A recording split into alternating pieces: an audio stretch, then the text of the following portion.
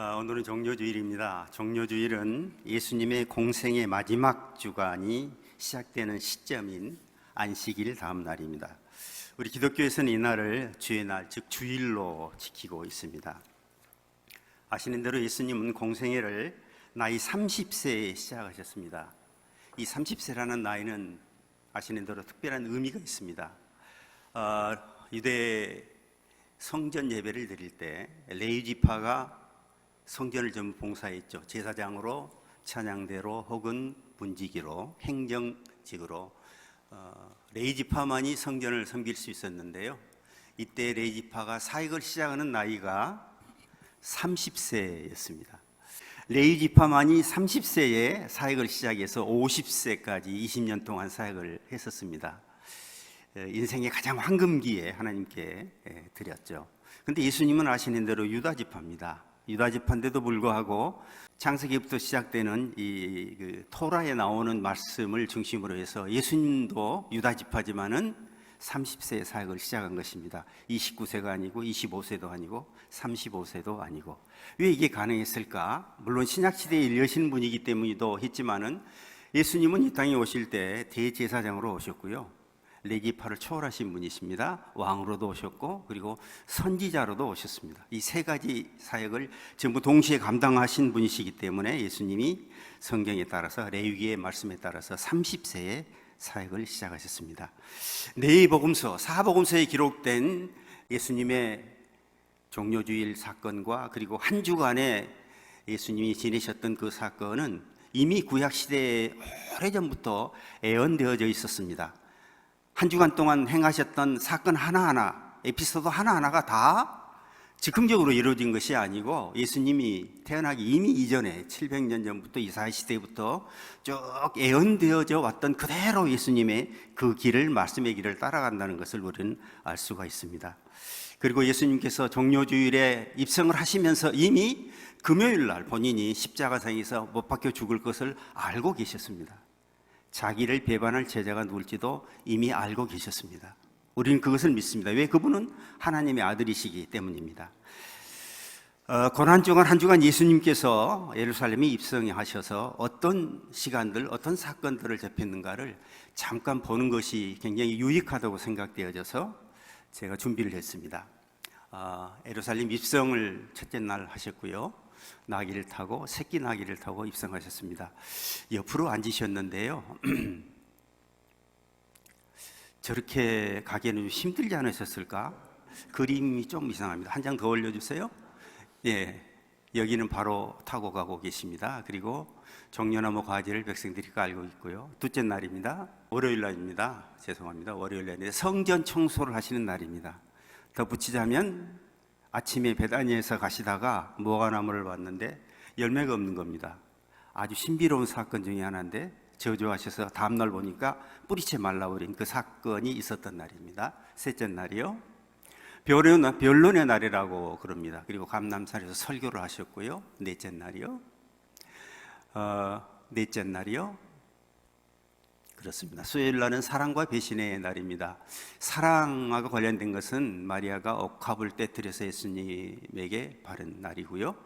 그리고요, 저 유명한 가룟 유다가 예수님을 배신한 날입니다. 은인 30냥이 판 날이죠. 다섯째 날이요. 목요일인데요. 고별 설교하셨습니다. 세족시 있는 날이고 겟세마네 동산에 올라가셔서 계속 보여주실까요? 예, 성만찬 하셨고요. 겟세마네 동산에서 기도하셨습니다. 그리고 그날 밤에 붙잡으셔서 빌라도의 법정으로 이동을 하셨습니다. 대제사장의 집으로 갔죠. 그 다음에요. 여섯째 날 금요일 날은 순환의 날입니다. 아침 9시에 십자가에 달리셔서 오후 3시에 돌아가셨습니다.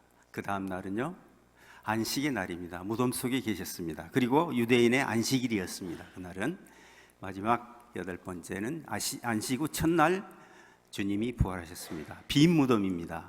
그리고 우리는 전날을 주님의 날 주일이라고 얘기를 합니다. 한 주간 동안 묵상하시면서 기도하시면서 오늘은 예수님이 어떤 일을 행하셨구나 이렇게 묵상해 보는 것 좋다고 저는 생각을 합니다. 말씀드린 대로 예수님의 공생의 마지막 한 주간은 이미 구약에 다 예언이 되어 있어서 대본이 완성되어 있었단 말이죠. 시놉시스가 완성이 되어 있었습니다. 그리고 주인공과 연출자는 예수님이셨고요. 그리고 조연들도 있었습니다. 제자들도 있었고요. 나귀와 나귀 새끼도 있었고, 나귀를 하나님 앞에 예수님께 사용하도록 허락한 나귀 주인도 있었습니다. 그리고 바리새인도 있었고요. 종려나무를 흔들며 예수님을 환호했던 무리들과 어린아이들, 엑스트라들도 있었습니다. 소품으로 사용된 종려나무 가지는 이스라엘 백성들이 승리를 상징할 때, 승리를 외칠 때 사용하는 소품이었습니다. 임금이 전쟁에서 승리하고 돌아올 때, 장군이 전쟁에서 승리하고 돌아올 때 이 종려나무 가지를 가지고 흔들어 줬을 때 그 승리가 더 빛나는 그런 소품이었습니다.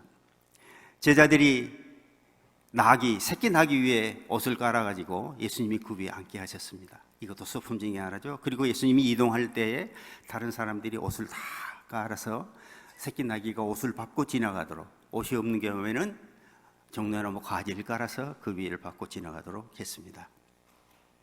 이것은 예수님을 왕으로 모시는, 왕으로 맞이하는 이스라엘 백성들이 예수님에 대해서 최상의 영접을 한 것입니다. 국빈을 모시는 것 같은 그런 느낌, 왕을 모시는 것 같은 그런 마음으로 예수님을 영접했습니다.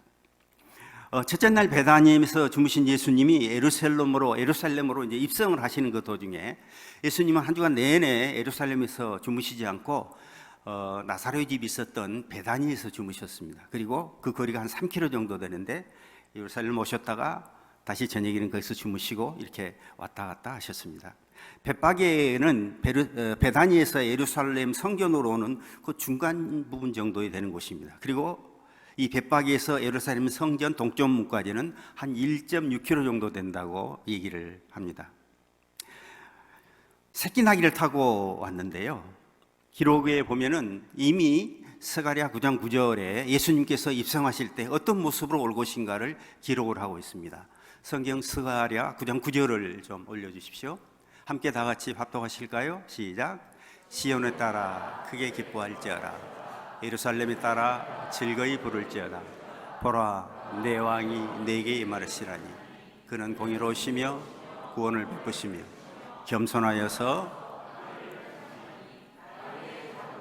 곧 나귀 새끼니라. 마태, 마가, 누가, 요한 이 사복음서 기자가 다 이 사건을 기록했습니다. 이 사건이 너무 중요한 사건이라는 걸 의미하고 있죠. 그런데요, 이 사건의 기록을 쭉 자세히 살펴보면은 마태복음에 좀 다른 기록이 하나 있습니다. 예수님이 제자들이 가가지고 나귀를 풀어오는데 나귀 새끼만 풀어온 게 아니라 나귀와 나귀 새끼를 풀어왔다고 마태복음에만 기록이 되어 있습니다.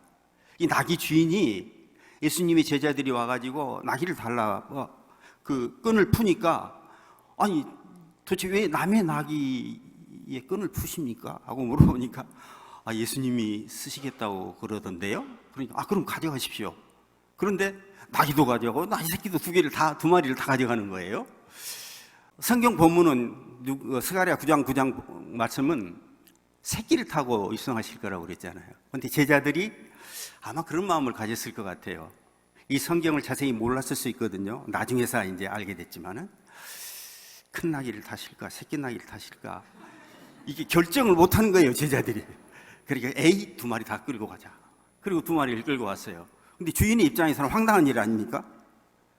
나귀를 쓰시겠다고 해서 끌고 오라고 허락을 했는데 두 마리를 다 끌고 가는 거예요. 좀 황당한 일이 벌어졌습니다. 이 많은 사건들, 일주일 동안 벌어졌던 예수님의 그 일주일 동안 사건 가운데 가장 핵심적인 스타트 사건이 종료조율에 입성하는 사건인데 그 입성의 가장 중요한 조연이 누구냐면 나귀거든요. 근데 사실 이 나귀 주인의 입장에서 보면은 이게 상당히 문제가 되는 부분입니다. 그냥 나귀를 풀고 가서 예수님이 사용하라고 내주는 거, 그거 그리 쉬운 일이 아닙니다. 아시는 대로 나귀는 당시 이스라엘 백성들에 있어서 가장 중요한 생필품입니다. 모든 물건을 다 나귀 등에 싣고 다녀야 됐고요. 그리고 멀리 갈 때는 이게 교통수단이에요. 지금으로 얘기하면 여러분들 승용차하고 똑같은 겁니다. 승용차를 빌려주는데 한 대만 빌려준 게 아니라 집에 있는 큰 차, 적은 차 다 빌려주는 것 같은 똑같은 그런 이치예요. 주인 입장에서는 좀 황당하잖아요. 주님이 쓰시겠다고 그러니까 헌신은 했지만은 한 마리만 가져가지, 이렇게 생각하실 수가 있습니다. 또 나귀의 관점에서 생각을 해볼까요? 특별히 새끼 나귀의 관점에서. 여러분들 벳박이라고 하는 마을은 조그마한 마을입니다. 아시는 것처럼 감난산 그 언덕 쪽에 이렇게 있는 마을인데요, 거기 들어가면 보통 옛날 마을들은 다 조그마한 광장이 있어서 나귀들을 쭉 메어놓는, 자가용 세우는 주차장 같이 나귀를 쭉 메어놓은 곳이 있는데 거기에 묶여져 있었던 거예요. 근데 어떤 사람이 와가지고 이게 끄는 거예요. 자기 주인도 아닌데 푸는 거예요. 그래서 이게 뭔 일이냐 하고 쳐다보는데 주인이 데려가세요. 이게 좀 황당한 일 아닙니까? 그래서 끌려갔어요. 갔더니 사람들이 어마어마하게 많은데, 여러분들 학자들이 이런 얘기를 합니다. 예루살렘 6월절에 예루살렘에서 잡은 양의 숫자가 한 10만 마리 정도 된다고 합니다. 그리고 6월절에 각지에서 모이던, 6월절을 지키기 위해서 각지에서 모이던, 혹은 다른 나라에 있던 사람들도 다 6월절을 지키기 위해서 예루살렘으로 모여들었는데, 어떤 학자들은 200만을 얘기하는 사람이 있고 100만을 얘기하는 사람도 있습니다. 무슨 얘기입니까? 그 조그마한 도시와 그 도시 주변에 있는 모든 곳에 사람들로 그냥 가득 차 있는 시점입니다. 이 6월절에 가보니까 예수님인지 어쩐지는 모르지만 아무튼 나귀가 뭘 알았겠어요? 하나님의 아들이 거기 계셨어요. 그리고 자기 등에 타시는 겁니다, 이분이. 근데 여러분들 기억하십시오. 나귀는 한 번도 사람을 태워본 적이 없는 새끼 나귀예요. 성경이 그렇게 예언을 하셨잖아요. 왜? 예수님은 겸손한 분이시거든요. 이때 당시에 왕들이나 장군들이나 군인들의 이동수단은 나귀가 아니라 말이었습니다. 안장을 채우고 아주 잘생긴, 고개를 탁 들고 꼬리를 이리 올린 말들을 타고 다녔죠. 이 나귀는 서민들의 이동수단이었단 말이죠. 근데 예수님은 겸손하셔서 말을 안 타셨어요. 성경대로 나귀를, 그것도 새끼 나귀를 타고 지금 입성을 하시는 거거든요. 그런데 새끼 나귀 입장에서는 이게 보통 일이 아닙니다. 한 번도 태워본 적이 없는 사람을 등에 지금 태워야 되는데, 성경에 보면 나귀가 좀 뛰었다, 울었다, 이런 기록이 전혀 없어요. 그냥 가만히 깔아주니까 가만히 있었고, 예수님이 타니까 가만히 있었어요. 그리고 1.6km나 되는 먼 길을 예수님을 태우고 걸어와서 성전 앞까지 갔습니다. 쉽지 않은 일이었을 거라고 생각합니다. 순종이 뒤따랐어요. 주인의 명령에 따라서 한 것이 아니고 어쩔 수 없이 한 거지만은 어쩔 수 없이 순종을 하게 된 그런 상황이 되었습니다. 여러분들, 이 나귀가 어떻게 됐을까요? 성경에 보면은요, 그 이후에 나귀의 소식을 전하고 있질 않아요. 나귀 주인의 소식도 당연히 전하고 있지 않아요. 요즘 같았으면 난리 났을 거예요. 예수님이 저 나귀를 타고 왔대. 아니, 저것을 제공한 사람이 누구였을까? 저 자가용을 제공한 사람이, 기자들이 찾아가가지고 막 난리가 났을 거예요. 그럴 거 아니겠어요? 사진에 데스특필해가지고 나귀 사진이 나오고 뭐 이랬을 텐데, 성경은 전혀 기록을 하고 있지 않아요. 그 이후의 소식을. 그런데 여러분들, 인류 역사상 어떤 동물이 이 새끼 나귀처럼 영광스러운 장면을 맞이할 수 있었을까요? 이 영광스러운 시간을 어떤 동물이 가질 수 있었을까요? 어떤 동물도 이런 영광스러운 장면을 갖지 못했습니다. 다윗 왕을 태우고 다녔던 말도, 그리고 그 유명한 장수들을 태우고 다녔던 말도, 그리고 먼 길을 갈 때 타던 왕들이 타던 낙타도 다 그건 인간들이었습니다. 그런데요, 나귀 새끼는 예수님을 자기 등 뒤에 태웠어요. 무려 1.6km나 되는 긴 거리를. 인류 역사상 가장 축복받은 동물입니다. 사람이 아니라 동물. 여러분들, 예수님 등에 태고 함께 가시고 싶지 않으세요? 오늘 성경 본문을 통해서 하나님께서 우리에게 주신 메시지가 너무나 많이 있지만은, 저는 이 나귀를 주목했습니다. 그 주인을 주목했습니다. 왜 그렇습니까? 주님 앞에 그냥 헌신한 겁니다. 주님 마음대로 갖다 쓰세요. 주님 마음대로 내 삶을 갖다 쓰세요. 사용하세요. 다 주님의 것입니다.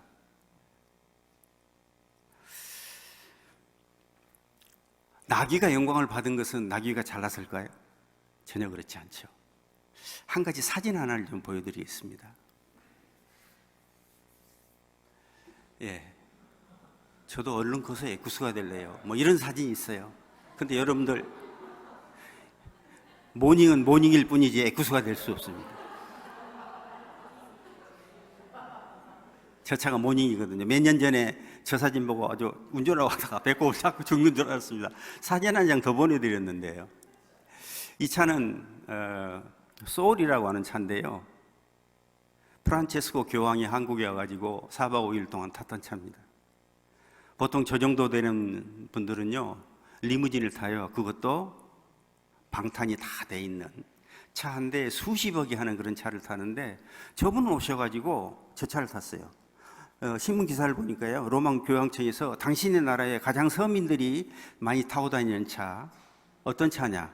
그 당시 저 소울이라는 차가 굉장히 인기가 있었다고 합니다. 저 차를 그 바티칸에서 선택을 했습니다. 그리고 오시는 내내 4박 5일 동안 저 차를 탔는데요. 저 차가 유명해졌어요. 그래서 굉장히 많이 팔렸습니다. 제가 살던 모스크바에도 저 차가 와가지고 돌아다녔습니다. 저 차가 좋았을까요? 왜 저 차가 이렇게 신문에 나왔을까요? 누가 탔느냐가 문제예요. 어떤 차는 전혀 문제가 되질 않아요. 교황이 탔기 때문에 저 차가 주목을 받는 겁니다. 신문에 나는 겁니다. 저와 여러분들의 삶이요, 그냥 모닝 같은 집안에서 태어날 수 있어요. 그렇잖아요? 제가 대표적인 인물입니다. 모닝 집안. 예. 그리고 어떤 사람은 제네시스 같은 집안에, 뭐 벤지 같은 집안에 태어나신 분도 계세요. 어려부터 좋은 환경에서 공부 충분히 할 수 있고, 그리고 공부를 요즘은 많이 한 사람, 부자의 자녀들이 다 판검사가 되고 고위직에 올라갑니다. 그게 지금 통계로 나오고 있습니다. 좋지 않은 통계죠. 그래서 제네시스 집안에 태어나가지고 어려서부터 승승장구한 그런 사람들 있을 수 있습니다. 그런데 문제는요, 아무리 좋은 집안에 태어나서 공부를 많이 하고 아주 고위직에 올랐는데도 불구하고 사람답지 않게 사는 사람들이 우리 주변에 너무나 많아요. 우리는 대한민국에서 너무나 많은 그런 사람들을 보고 있습니다. 전혀 중요하지 않아요. 제네시스가 중요하지 않아요. 저는 모닝이어도 상관없습니다. 왜? 내 삶의 주인이 예수님이시거든요. 내 삶에 예수님을 태웠어요. 예수님을 모시고 다녀요. 내가 영광 받는다, 혹시 영광 받는다고 그러면 나 때문이 아니에요. 나와 함께 계신 주님 때문에 영광을 받으시는 것입니다.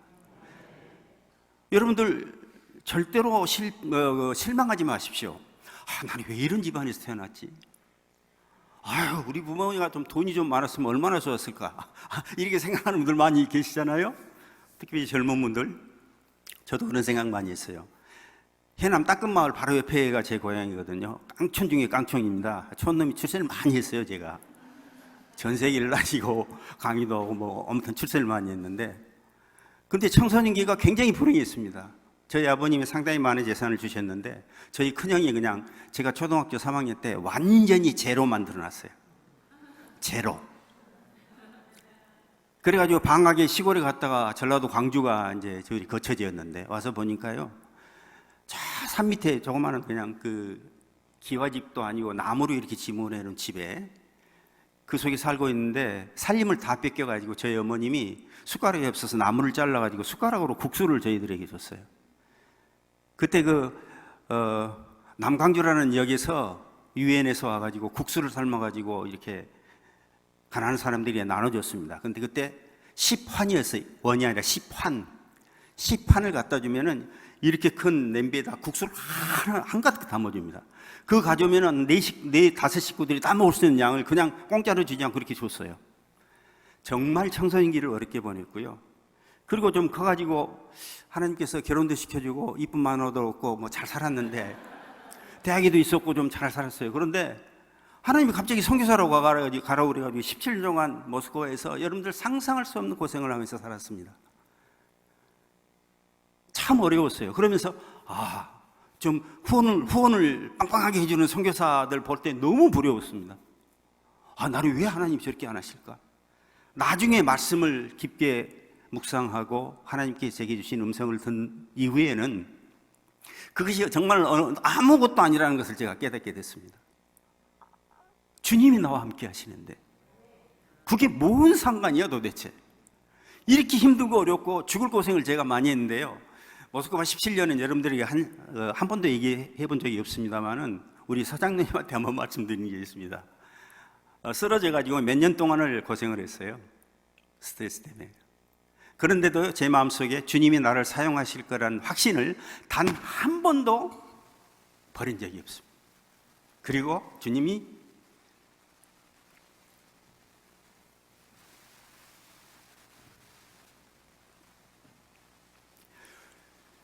17년 동안 사용하셨고요, 지금도 여전히 이 늙은 나이에 사용하시고 오늘 강단에 세우셨습니다. 축복 아닙니까? 이 종료주의 사건을 보면서 또 한 사람의 부류를, 또 한 가지 종류의 부류를 보게 되는데 관점이 있는데, 호산나를 종로가지를 들고 호산나를 외쳤던 무리들입니다. 무리들. 아이들은 뭐 잘 모르는 이 무리들이요, 호산나를 외치면서 예수님을 영접했어요. 수많은 사람들이 예루살렘에 운집해 있었다니까요. 그러니 얼마나 많은 사람들이 소리를 지르며, 그 소리가 얼마나 대단했습니까? 호산나라고 하는 것은 이제 우리를 구원해 주세요 하는 뜻입니다. 근데 결국 나중에 알고 보니까요, 구원해 달라는 내용이 뭐냐면 로마의 압제에서 이스라엘 민족을 구원해 달라는 거였어요. 예수님은 지금 온 인류를 위해서 십자가를 지시고 죄인을 구원하러 지금 입성을 하시는 건데, 그 무리들이 외치는 찬양을 하는 그 무리들의 찬양은 무슨 찬양이냐면 우리 민족을 구원해 달라는 거예요. 나의 문제를 해결해 달라는 겁니다. 결국 5일 후에 어떻게 했는지 아세요? 호산나 우리를 구원해 주세요 했던 이 많은 무리들이 결국 빌라도의 법정 앞에서 예수님을 십자가에 못 박고 죽이세요, 반란을 일으킨 저 바나바 살인자를 살려주고 예수님을 죽이세요, 십자가에 못 박혀 죽이세요라고 고래고래 소리쳤던 사람들이 동일한 사람들이에요. 얼마나 많은 사람들이, 예수 믿는 사람들이 용서하십시오 이런 짓을 하는지 몰라요. 이익이 있을 때, 나에게 유익이 있을 때 나는 예수 그리스도인입니다 라고 얘기를 하지만은, 예수를 믿는 것이 문제가 되어졌을 때, 불이익이 될 때 언제든지 예수님을 배반할 수 있는 그런 사람들이 바로 이 무리와 같은 사람들입니다. 여러분들 3년 동안이나 예수님을 쫓아다녔던 예수님의 제자들이요, 그 수많은 기적을 현장에서 목도했던 예수님의 제자들 중에요, 가룟 유다가 나왔어요. 예수님을 팔아먹었어요. 이 사람은요 열심당원이에요.